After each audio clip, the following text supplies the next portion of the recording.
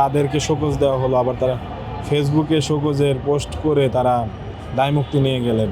তো এটাও মানুষ ভালোভাবে নেয়নি। কিন্তু আমি ডাকসুতে মনোনয়ন ফর্ম সংগ্রহ করলাম, এরপরে তো আমার প্রার্থিতা আমি নাও করতে পারতাম, আমি তো এটা উইথড্র করতে পারতাম, আমার সেগুলো সুযোগ ছিল। যেহেতু আমি 24-এর গণ অভ্যুত্থানের একজন যোদ্ধা ছিলাম এবং তাদের সাথে কাঁধে কাঁধ মিলিয়ে আমি এই সংগ্রামে অংশ নিয়েছি, তো তাদের প্রতি আমার আস্থা ছিল, তারা অন্তত আমার বিষয়টা ভালোভাবে বিবেচনা করবে। সেই জায়গা থেকে আমি আসলে অনেকাংশে হতাশ হয়েছি। আমি প্রত্যাশা করেছিলাম যে জাতীয় নাগরিক পার্টির পক্ষ থেকে যে এই জেলায় জেলায় যাওয়া হচ্ছে, বান্ডেল থাকলে প্রতি সেনমানিতে টাকা বাঁচবে।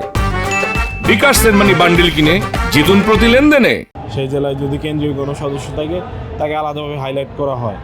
তো আপনারা যেটি দেখেছেন যে সম্মানিত আহ্বায়ক নাহিদ ইসলাম আমাকে যথাযথ সম্মান দেওয়ার চেষ্টা করেছেন, কিন্তু তারপরও জাতীয় নাগরিক পার্টির পক্ষ থেকে সেখানে যে আয়োজনটি করা হয়েছিল, সমগ্র আয়োজনের মধ্যে আমি আসলে অনুপস্থিত ছিলাম। সেখানে প্রচারণার যে ফেস্টুন কিংবা ব্যানার কোথাও আসলে আমি ছিলাম না। এমনকি সেদিন জাতীয় নাগরিক পার্টির যে অফিসিয়াল ফেসবুক পেজ, সেখান থেকে সিরাজগঞ্জে জাতীয় নাগরিক পার্টি আসছে, কিন্তু আমাকে অ্যাড্রেস করে কোনো প্রকারে কোনো কথা বলা হয়নি, যেটি অন্য সকল জেলার ক্ষেত্রে সকল জাতীয় নাগরিক পার্টির সদস্যের ক্ষেত্রে করা হয়েছে। তো সেই জায়গা থেকে আমার অবশ্যই খারাপ লাগা ছিল এবং এটি আসলে কেউ জানতও না, আমি আপনাদের জানালাম। গত 5 আগস্ট তারিখে আমাদের কেন্দ্রীয় সদস্যবৃন্দ তাদের একাংশ তারা কক্সবাজারে বেড়াতে যান এবং যার কারণে নেটিজেনরা নানান বিরূপ মন্তব্য করেছেন। তো এটার ফলে কিন্তু পার্টির মান সম্মান খুব একটা বাড়েনি। না, আমাকে কোনো প্রকার শোকজ করা হয়নি, আমাকে তাদের পক্ষ থেকেও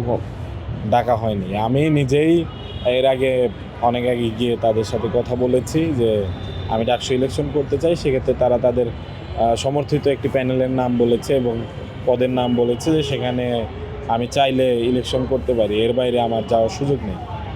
তো আমি তাদেরকে বলেছি যে আসলে যদি আমি এই পার্টিতে থেকে আপনার সমর্থিত প্যানেলে ইলেকশন করতেই হয়, তাহলে আমি বাইরে গিয়ে কেন করতে পারবো না? যেহেতু আমি ঢাকা বিশ্ববিদ্যালয়ের রানিং শিক্ষার্থী, সেক্ষেত্রে তো আমার অধিকার রয়েছে যে ঢাকা বিশ্ববিদ্যালয়ের শিক্ষার্থীদের অধিকার আদায়ে কাজ করা বা ডাকসু করা।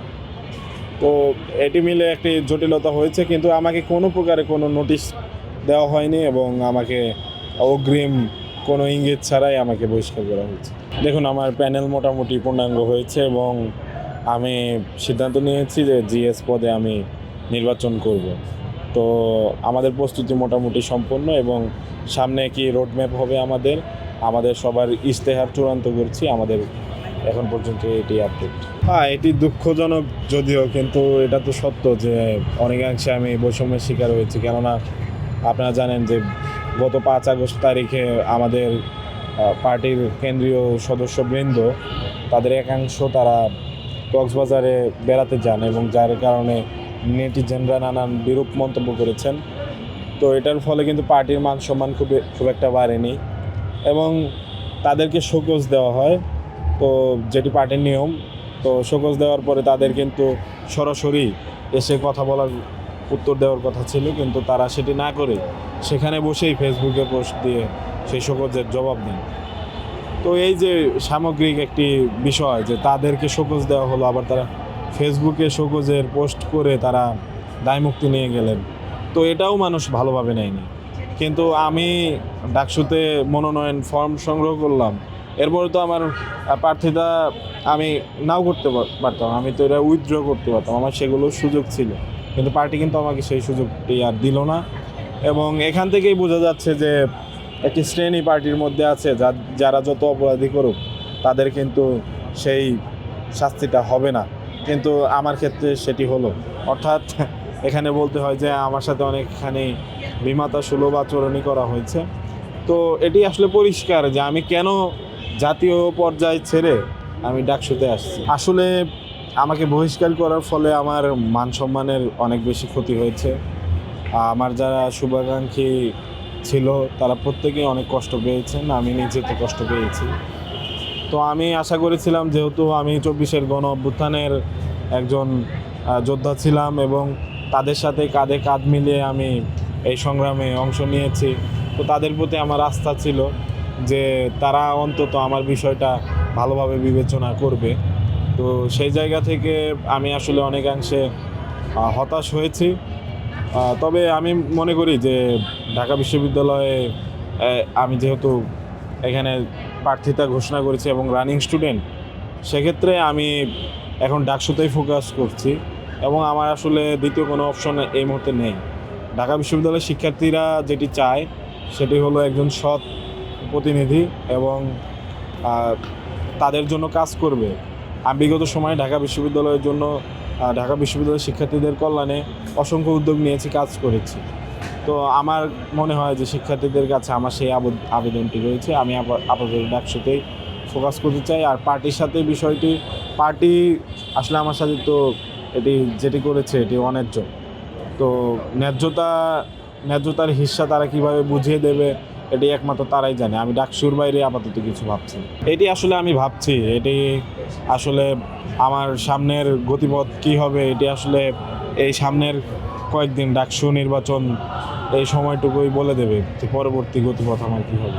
দেখুন, ঢাকা বিশ্ববিদ্যালয়ে আমি হলপাড়ার সমন্বয় করেছি এবং হলে হলে গিয়ে যে শিক্ষার্থীদের মাঝে ক্রাউড ফান্ডিং করা সেটি করেছি। তাদেরকে আমাদের ইশতেহার সমেত যে লিফলেট বিলানো সেটি করেছি এবং প্রতিদিন নির্ধারিত সময়ের আগে আমি গিয়ে তাদের হলে হলে গিয়ে, এমনকি রুমে রুমে গিয়ে, রিডিং রুমে গিয়ে, ক্যান্টিনে গিয়ে আমি তাদের ডেকে এনেছি। যখন তারা ভয় পেত তখন তারা আমাকে দেখে সাহস পেত এবং এগুলো করতে গিয়ে কিন্তু আমি ছাত্রলীগের দ্বারা অপদস্থ হয়েছি প্রথমে এবং পরবর্তী সময় ছাত্রলীগ আমাকে মেরে ফেলার উদ্দেশ্যে কিন্তু হামলাও করেছে। তো সেই জায়গা থেকে ঢাকা বিশ্ববিদ্যালয়ে যে এই আন্দোলনের যে গতিপথ সেখানে আমার অবদান ছিল। তার আগে যখন হলে থেকেছি, হলে শিক্ষার্থীরা যারা ছিল, জুনিয়ররা, তাদেরকে ছাত্রলীগের যে ভয়াবহ রূপ, সেই ভয়াবহ যে আগ্রাসী রূপ, সেখান থেকে আমি সর্বাত্মকভাবে তাদেরকে সাপোর্ট দেওয়ার চেষ্টা করেছি যেন তাদের গায়ে কেউ হাত না তুলতে পারে। কিন্তু আমি মনে করি যে এত কিছু করার পরও জাতীয় নাগরিক পার্টির পক্ষ থেকে আসলে যেটি করা হয়েছে এটি অনেকাংশেই অন্যায্য। আমি পদের নামটি উল্লেখ করতে চাচ্ছি না, তবে বর্তমান যে বৈষম্য বিরোধী শিক্ষার্থী সংসদ বা এই টাইপের একটি নামে যে প্যানেল ঘোষণা করা হয়েছে সেই প্যানেলে আমাকে যেতে বলা হয়েছিল। তো সেক্ষেত্রেও তো আসলে নির্বাচন করলে আমি ডাকসু নির্বাচনই করছি, আমি যে প্যানেল থেকেই করি। তো ওই প্যানেল থেকে করলে কোনো সমস্যা নেই, আর এই আমি যদি অন্য প্যানেল থেকে করি সেক্ষেত্রে সমস্যা। তো বিষয়টি অনেকাংশে প্যারাডক্সের মতো হয়ে গেছে। তো সামনের যে দিনগুলো সেগুলো আসলে আমার ভবিষ্যৎ রাজনীতির গতিপথ ঠিক করে দেবে। এটি আসলে এই মুহূর্তে যেটি দেখা যাচ্ছে যে যেহেতু এনসিপি তাদেরকে সমর্থন দিচ্ছে, তো খুব স্বাভাবিকভাবেই এবং তাদের যে আচরণ, এটি মনে হচ্ছে যে এনসিপি সমর্থিত প্যানেল যেহেতু, এটাই মানুষ বলতে পারে, অনেকেই বলছে এটি। তবে আমার এই ব্যাপারে কোনো ব্যক্তিগত মন্তব্য নেই, যেহেতু আমি স্বতন্ত্র প্যানেল থেকে ইলেকশন করছি, সেক্ষেত্রে আমি আমার কাজে ফোকাস করছি।